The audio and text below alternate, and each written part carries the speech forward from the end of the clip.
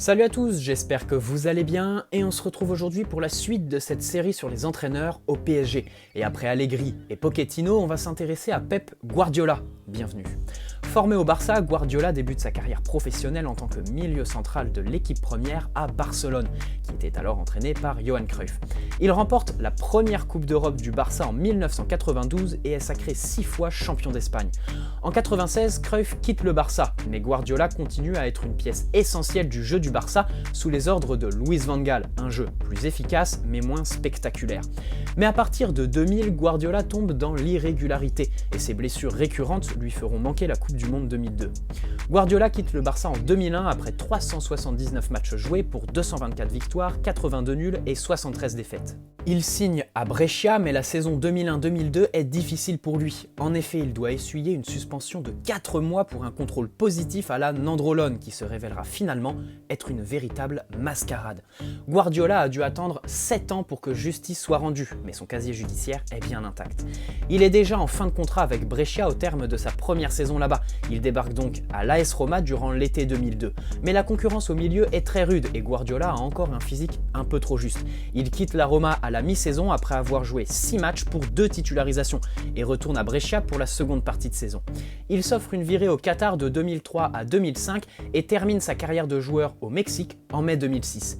Au niveau international, Guardiola compte 47 sélections pour 5 buts et remporte la médaille d'or en 1992 aux Jeux Olympiques.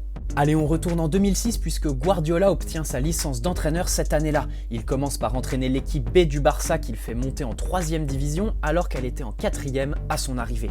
Au cours de cette saison 2007-2008, les rumeurs commencent déjà à annoncer Guardiola sur le banc de l'équipe première. C'est le 8 mai 2008 qu'il devient entraîneur du FC Barcelone. À sa nomination, le Barça est en crise et le président a besoin d'un homme qui aurait toute la confiance des socios pour régler cette crise.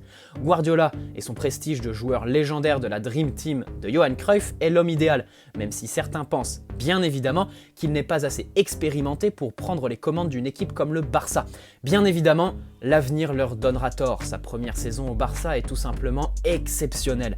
En effet, durant la saison 2008-2009, le Barça remporte le championnat d'Espagne, la Coupe du Roi, la Ligue des Champions, la Supercoupe d'Espagne, la Supercoupe de l'UEFA et la Coupe du Monde des clubs. Guardiola entre dans le cercle très fermé des hommes qui ont remporté la Ligue des Champions en tant que joueur et en tant qu'entraîneur.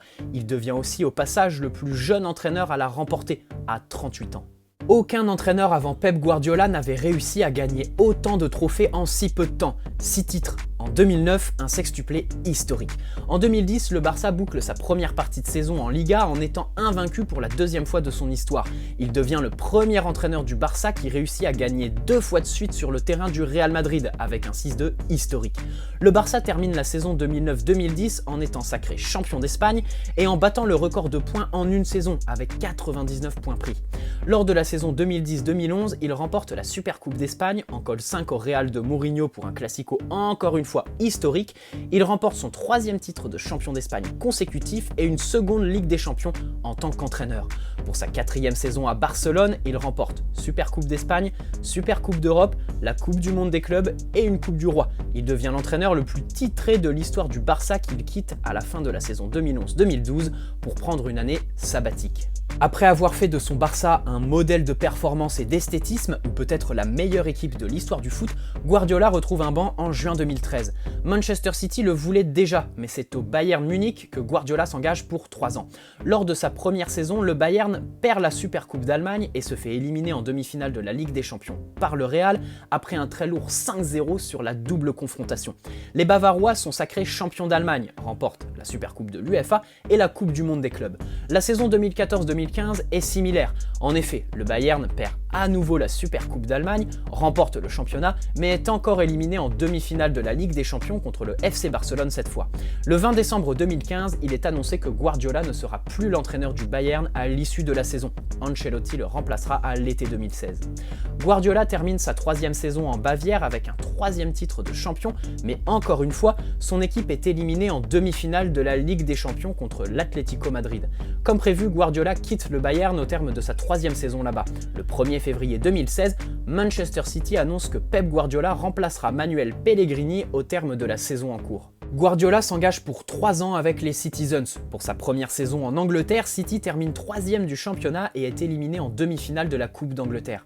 Sur la scène européenne, son équipe est éliminée dès les 8e de finale. C'est la première fois depuis le début de sa carrière d'entraîneur qu'une équipe de Pep Guardiola chute à ce stade de la compétition, aussi prématurément. Mais en 2017-2018, un City de tous les records devient champion d'Angleterre avec 100 points au compteur. Mais en Ligue des Champions, son équipe est à nouveau éliminée, en quart de finale cette fois. Idem la saison dernière, puisqu'on se souvient tous de ce match épique contre le Tottenham de Pochettino. Manchester City est encore une fois éliminé en quart, mais sur le plan national, Guardiola remporte pour la seconde fois d'affilée le championnat d'Angleterre. Il remporte aussi la League Cup et la Coupe d'Angleterre. Son équipe accomplit le premier triplé domestique de l'histoire du foot anglais. Voilà très brièvement le parcours de Guardiola, qui est assurément un des meilleurs entraîneurs de l'histoire du foot, qu'on le veuille ou non. Son contrat avec City se termine en 2021, et vous savez tous qu'avec l'exclusion de City de toute compétition européenne, les rumeurs concernant un départ de Pep Guardiola cet été sont reparties de plus belle. Alors avant d'évoquer une éventuelle arrivée à Paris, faisons un point sur la philosophie de jeu de Guardiola. Il y en a tellement à dire que l'on va essayer d'être synthétique. La base de tous les principes de jeu de Guardiola, c'est la possession. En effet, selon lui, lorsque vous avez le ballon, vous avez la possibilité de marquer un but. Et quand l'adversaire a le ballon, il a la possibilité de marquer un but. C'est d'une logique implacable, mais certains entraîneurs ont réussi à gagner sans ce principe de possession outrageuse. Guardiola veut avoir le ballon autant que possible, d'autant qu'il considère aussi que les joueurs de foot sont devenus des footballeurs parce qu'ils aiment jouer avec le ballon. Pour lui, une équipe qui laisse volontairement le ballon à l'adversaire prendra forcément moins de plaisir à jouer.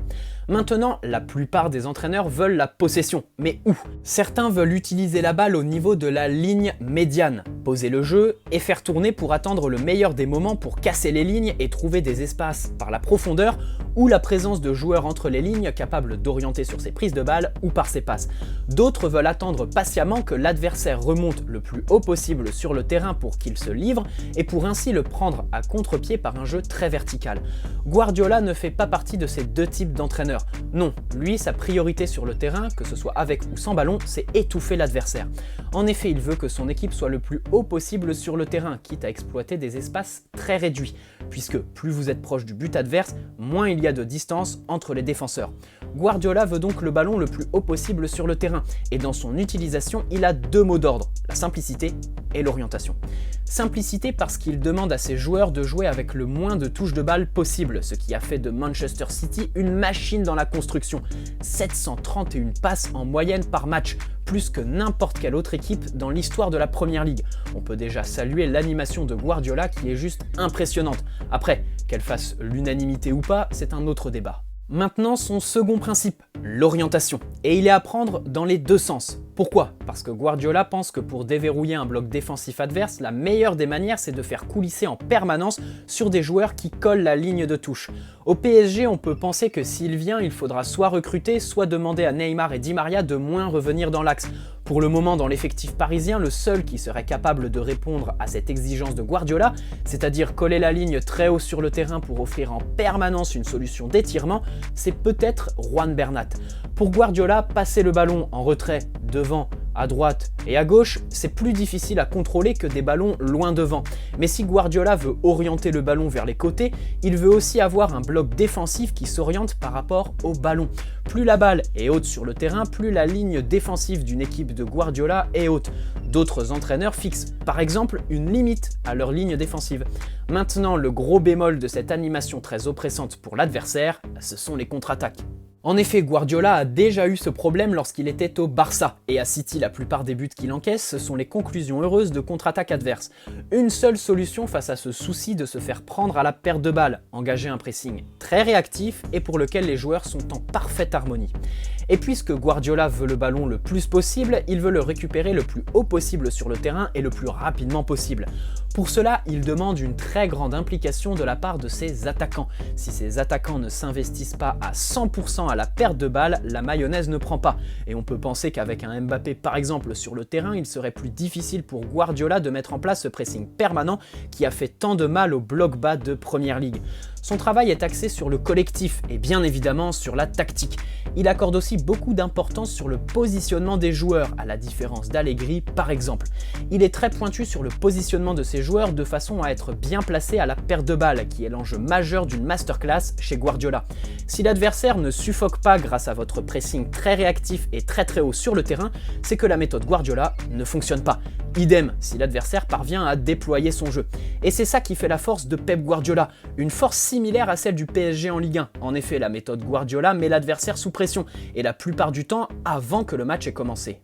Ainsi, certaines équipes se sentiront incapables de rivaliser et de subtiliser le ballon aux équipes de Guardiola et vont tout faire pour prendre le moins de buts possible, ce qui donne un sacré avantage psychologique aux équipes de Guardiola. Mais ne croyez pas que ce cas de figure on le retrouve que lorsque les équipes de Guardiola jouent le bas de tableau. Non, Chelsea par exemple est tombé dans le panneau en septembre 2017. Guardiola est aussi un adepte de la supériorité numérique sur chaque partie du terrain. Il donne les principes et consignes pour faire bouger l'adversaire et trouver les espaces libres, puis il mise sur le talent des joueurs. Au niveau des entraînements, Guardiola travaille bien évidemment l'aspect tactique par des séances vidéo, mais il est aussi exigeant dans les séances athlétiques et techniques, à l'image de Pochettino que je vous présentais hier. Mais Pochettino, lui, son travail est beaucoup plus axé sur le physique, avec le test Gacon par exemple. Lui, Guardiola est beaucoup plus sur la technique et accorde beaucoup d'importance à un exercice que la plupart des joueurs considèrent comme ludique. Non, dans les entraînements de Guardiola, le taureau a une très grande importance. Certains joueurs qui ont déjà été sous ses ordres racontent même qu'il exige à chaque entraînement un enchaînement d'une 60aine de passes au taureau. Et c'est logique puisqu'il exige de ses joueurs une maîtrise technique caractérisée par des séquences de possession impressionnantes et ce, même dans des tout petits périmètres. Et la maîtrise technique chez Guardiola, ce ne sont pas les dribbles, c'est la passe, un art à part entière dans le football qu'il maîtrise à la perfection. On note aussi que Guardiola n'applique pas la même méthode à chacun des clubs qu'il entraîne, contrairement à ce que certains pensent. En effet, on va prendre l'exemple de l'animation offensive pour illustrer ça, puisque lorsqu'il était au Barça avec des Iniesta, Xavi, Fabregas et Messi, il attaquait à 35% dans l'axe, alors qu'à City, on est sur une animation à 25% dans l'axe, et lorsqu'il était au Bayern avec Lewandowski ou Thomas Müller, il basait son animation sur les centres. Non, Guardiola n'est pas un entraîneur monomorphe qui applique la même méthode bêtement partout où il passe. Et bien évidemment, pour terminer, on dira qu'il est un des meilleurs entraîneurs de l'histoire, qui a 10 ans d'expérience au sein de vestiaires comme celui du PSG et qui a déjà gagné à 2 reprises la Ligue des Champions en tant qu'entraîneur, ce qui lui donne une crédibilité que peu d'entraîneurs possèdent actuellement. Et la crédibilité, c'est peut-être le facteur X pour un entraîneur au PSG.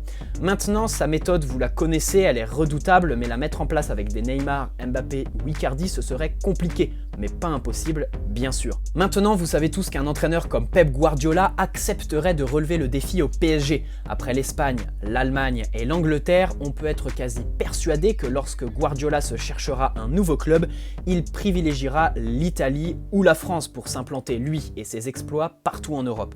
L'exclusion de City peut jouer en la faveur du PSG qui pourra tenter de le recruter dès cet été. On rappelle aussi qu'il ne lui reste qu'une année de contrat et qu'en 2021, il sera libre. Pour vous donner mon avis personnel, je dirais qu'attirer Guardiola au PSG c'est possible et très intéressant bien évidemment, mais que s'il n'est plus lié à City contractuellement. Conflit géopolitique entre Qatar et Émirats Arabes Unis oblige. Je ne vous fais pas de dessin, mais peut-être une vidéo prochainement sur ce sujet. Voilà, c'est tout pour aujourd'hui. J'espère que cette vidéo vous aura plu. Si c'est le cas, n'hésitez pas à poser un like et me donner vos avis sur une éventuelle arrivée d'un entraîneur du calibre de Guardiola au PSG dans l'espace commentaire. Vous pouvez aussi vous abonner si ce n'est pas déjà fait. Bonne soirée à tous, allez Paris, ciao.